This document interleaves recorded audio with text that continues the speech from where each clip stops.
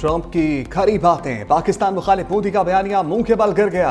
दहशतगर्दी के खिलाफ जंग में पाकिस्तान के किरदार का बरमला एतराफ।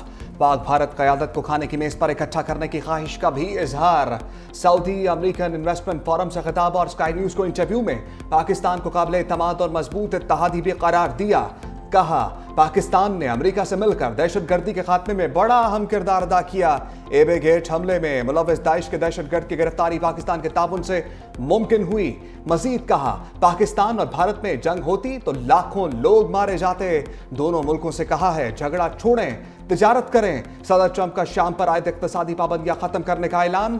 खलीज ताउन कौंसिल इजलास के मौके पर शामी सदर अहमद अशरा से भी मुलाकात। कहा, अमरीका मशरिक वस्ता में अमन चाहता है, गजा में अमन बहाल होना चाहिए। ईरान जौहरी हथियार नहीं हासिल कर सकता। सऊदी वली अहद ने पाक भारत जंग बंदी को खुशाइंद करार दे दिया। खलीज ताउन काउंसिल इजलास से खिताब में शहजादा मोहम्मद बिन सलमान ने कहा, मसाइल के हल के लिए दोनों ममालिक के दरमियान मुज़ाकरात की हौसला अफजाई करेंगे। अमन के लिए अमरीकी सदर की कोशिशें काबिले तारीफ हैं। गजा में जंग बंदी पर जोर देते हैं। खलीज ताउन काउंसिल खित्ते में अमन चाहती है। सदर ट्रंप के ऐलान पर शाम के शहर हम्स और लताकिया में जश्न। शहरी सऊदी अरब और शाम के झंडे उठाए सड़कों पर निकल आए। आतिशबाजी का मुजाहरा भी किया गया।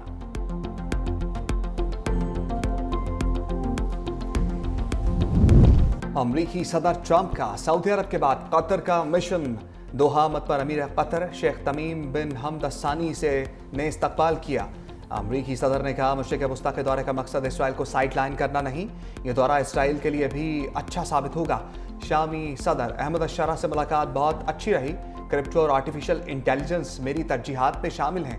चीन पहले ही आर्टिफिशियल इंटेलिजेंस में आगे निकल चुका। इससे पहले चीन क्रिप्टो में आगे निकल जाए, हमें इस पर काम करना होगा। वज़ीर-ए-आज़म शहबाज शरीफ का मुबारका-ए-हक के दौरान ऑपरेशन बुनियानुन मरसूस की फ्रंट लाइन्स का दौरा। पसरूर और छावनी सियालकोट में ऑपरेशन में शरीक अफसरान और जवानों से मुलाकात। Army chief general Syed Asim Munir, air chief marshal Zaheer Babar Sidhu, नायब वज़ीर-ए-आज़म और वज़ीर ख़ारजा इस्हाक़ डार, वफ़ाक़ी वज़रा ख़्वाजा आसिफ, एहसन इकबाल, अताउल्लाह तारड़ भी हमरा। वज़ीर-ए-आज़म आइंदा चंद रोज़ के दौरान पाक फ़ज़ाइया और पाक बहरिया के अफसरान और जवानों से मुलाकात के लिए एयर बेसिस और नेवल बेसिस का भी दौरा करेंगे।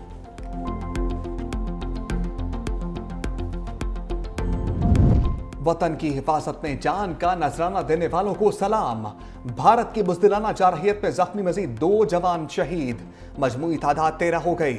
शहदा में हवालदार मोहम्मद नवीद और सीनियर टेक्नीशियन मोहम्मद अयाज शामिल। 78 एहलकार जख्मी।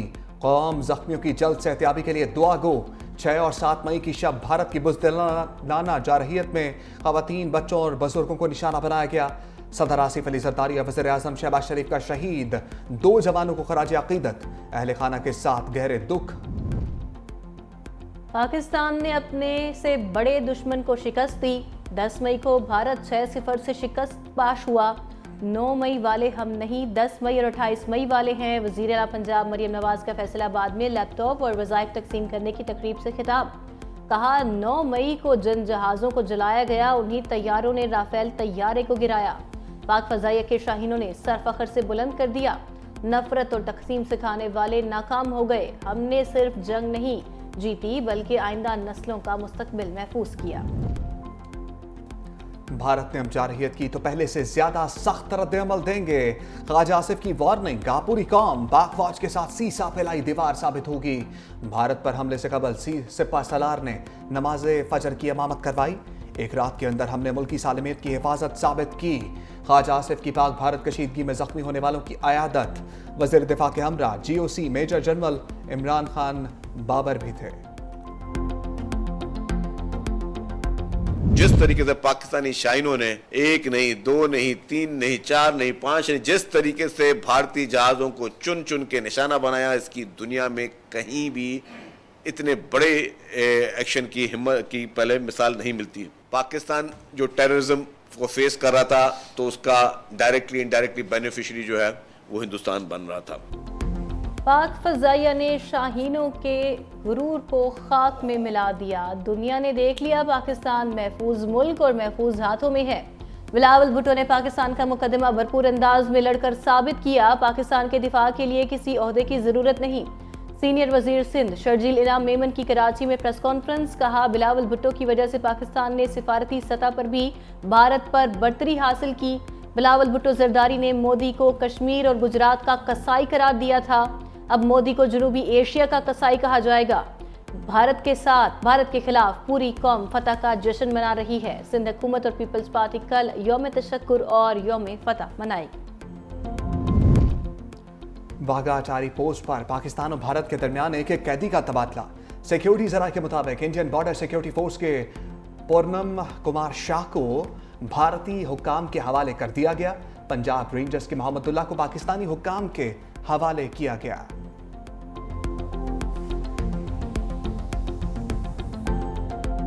भारतीय कोशिशों के बावजूद पाकिस्तान को IMF की दूसरी किस्त मौसूल। स्टेट बैंक ने 1 अरब 2 करोड़ 30 लाख डॉलर पाकिस्तान मुंतकली की तस्दीक कर दी। वफाकी बजट की तैयारी के लिए ऑनलाइन मुज़ाकरात आज शुरू होंगे। मुआशी टीम ने ब्रीफिंग की तैयारियां मुकम्मल कर ली। ऑनलाइन मुज़ाकरात में बजट तजावीज़ और अहम अहदाफ पर डेटा फराहम किया जाएगा। IMF मिशन चीफ की आमद 1 हफ्ता ताखीर का शिकार।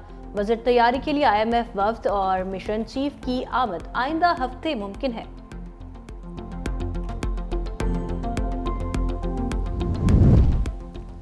भारत को आलमी सतह पर एक और हजीमत का सामना। सदर वर्ल्ड बैंक अजय बंगा ने सिंतास माहदे पर भारतीय बयानिया मुस्तरद कर दिया।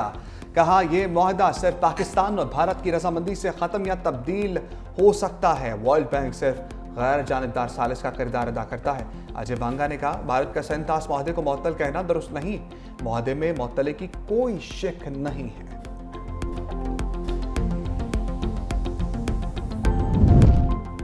भारत ने पाकिस्तान में सिखों के दाखिले पर पाबंदी लगा दी। महाराजा रंजीत सिंह की बरसी के लिए 500 सिख यात्रियों की आमद गैर यकीनी सूरत हाल से दो चार। सिक्योरिटी जराये के मुताबिक भारत अपने शहरियों और सिखों को निशाना बनाकर पाकिस्तान के खिलाफ महाज बनाना चाहता है। भारत ने सिखों को पाकिस्तान के खिलाफ भड़काने के लिए अमृतसर पर मिसाइल दागे। पाकिस्तान में सिखों के मुकद्दस मकाम ननकाना साहिब पर भी ड्रोन से हमले की मज़मूम कोशिश की गई।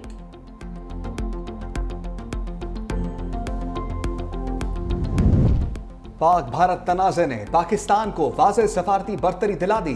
भारत के साबिक सेक्रेटरी खारजा श्याम सरन ने भी सफारती महाज पर हार मान ली।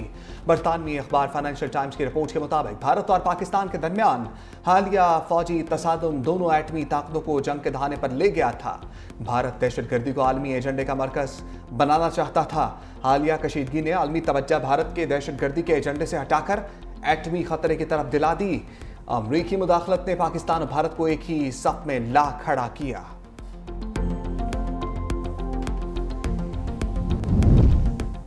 राफेल तैयारों के मुआहदे में मोदी की धमाका खेज करप्शन बेनकाब। मोदी सरकार कमीशन की मद में 75 लाख यूरो डकार गई।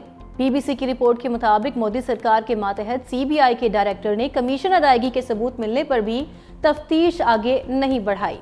राहुल गांधी ने इल्जाम लगाया मोदी ने अनिल अंबानी के कर्जे में डूबी कंपनी को सहारा देने के लिए राफेल तैयारों के मुआहदे का सहारा लिया। CBI की जानिब से करप्शन सामने लाने के बावजूद मोदी की मुजरिमाना खामोशी। विक्रम मिस्री के बाद कर्नल सोफिया भी भारतीय इंतहा पसंदी का शिकार। बीजेपी के सीनियर रहनुमा विजय शाह ने कर्नल सोफिया कुरैशी को दहशतगर्दों की बहन करार दे दिया। दहशतगर्दों ने हमारे हिंदू भाइयों को कपड़े उतार कर कत्ल किया। वज़ीर आज़म नरेंद्र मोदी ने इसके जवाब में दहशतगर्दों की बहन को ही आर्मी के जहाज में उनके घरों पर हमला करने के लिए भेजा। दहशतगर्दों ने हमारी बहन को बेवा किया, इसलिए मोदी जी ने दहशतगर्दों की कम्युनिटी से ताल्लुक रखने वाली बहनों को उन्हें सबक सिखाने के लिए भेजा।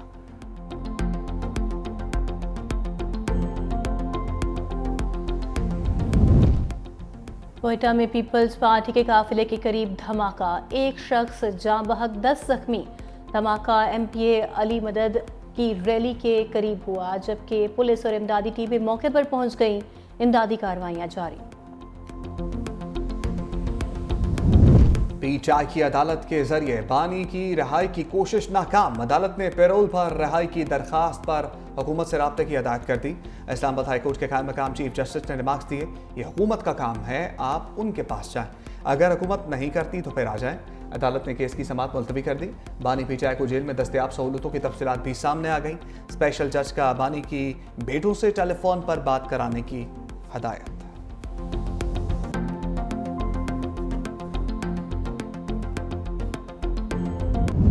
खान साहब को शायद यही बताया गया कि मैं प्री कमिटी की वजह से शायद वो टाइम नहीं दे सका। तो बाकी जब मुलाकात होगी लोगों ने तो उसने बताया गया कि नहीं मैं अपनी एक्टिविटी की भी मैं कर रहा हूँ।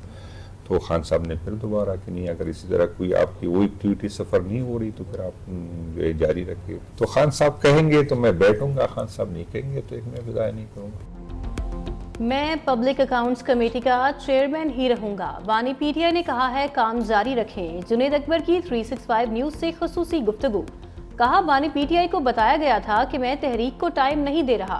खान साहब के कान कौन भरते हैं इस पर तबसरा नहीं करता। कल हमारी अहम मीटिंग होगी। चारों सूबों कश्मीर और गिलगित बल्तिस्तान की क़यादत को बुलाया है। एहतजाजी तहरीक के बारे में लाइहा अमल तय किया जाएगा।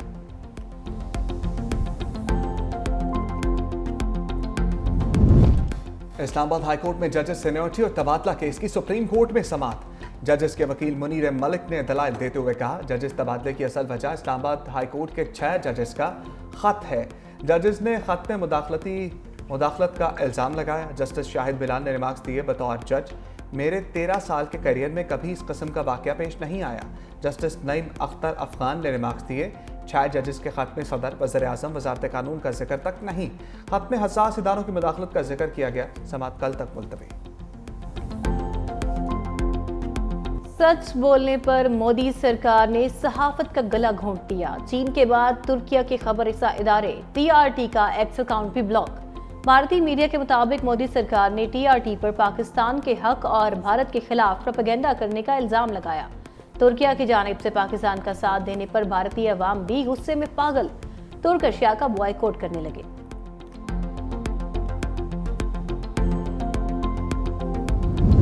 IPL का नया शेड्यूल जारी होने के बावजूद गैर मुल्की खिलाड़ियों का वापसी से इनकार। ऑस्ट्रेलिया समेत कई मुल्कों के खिलाड़ियों ने सुर्ख झंडी दिखा दी। भारतीय क्रिकेट बोर्ड सीख पा गैर मुल्की खिलाड़ियों को धमकाने लगा। IPL ना खेलने पर 10 साल पाबंदी लगाने की धमकी दे दी।